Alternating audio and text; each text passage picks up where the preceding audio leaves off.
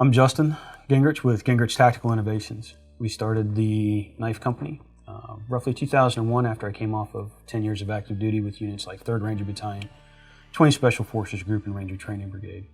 We specialize in high-end tactical knives, tomahawks, and other equipment. We design for companies like 511, K-Bar, and a few others in the industry. What we have here on the table are some of the new custom designs that are going to be available here at KnifeCenter. The first one is a Bush chef's knife, built to do just about anything you want to do in the woods or in the kitchen. So it's 3/16 stick, 154 cm, sawback blade, roughly about 6.5 inch long on the blade, textured G10 handles. The next one we've got is more of a fighting style, but still in the Bushcraft series.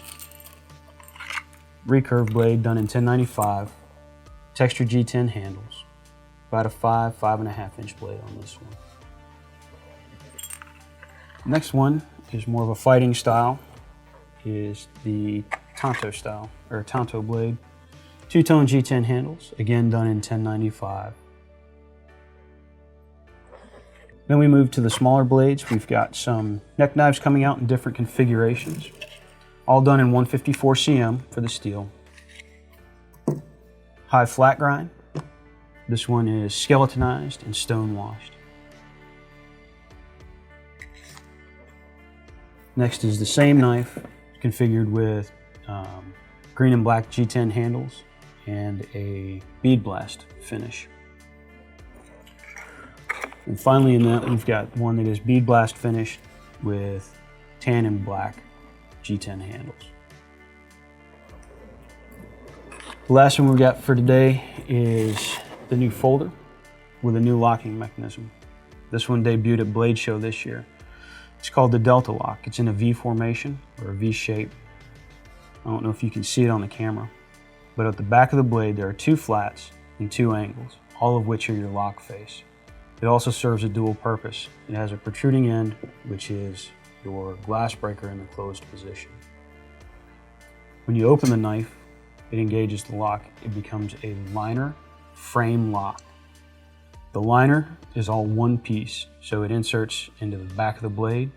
It also inserts into the handle, creating one of the strongest lockups on the market to date.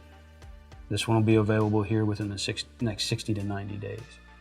Titanium handles, all stainless hardware, stainless blade. Thought process in general on the blades, we try to make things that are multi-purpose. We don't like single-use items, so things like the chef's blade or the chef's bush blade.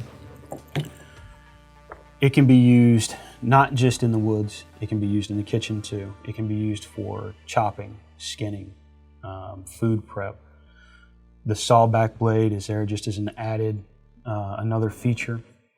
When it comes to designing big blades or small blades, it really depends on the use of the customer at the time, because we're doing things that are custom based. The companies we design for usually come to us and they have a gap in their market and they're looking for something to fill that gap.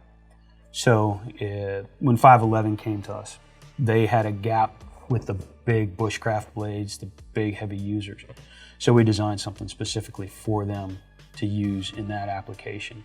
Again, a multi-use tool, had more than just one application that it was good for. So the problem that I was trying to address, again, we like things that are dual purpose. So the lock is a dual purpose. It has the protruding glass breaker, which you see is an added feature on a lot of new folders. It fixed the issue of liner locks and or frame locks, or any other lock on the market really, has a fail point. It had a single point of engagement on the back of the blade, that single point engagement to the locking mechanism. So you can have failure much easier because you only have one spot that's engaging or doing its job.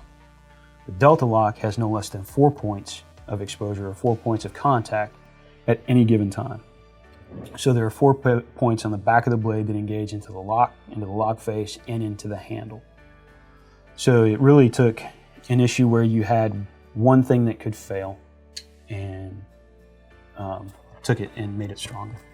The Delta Lock took almost 5 years.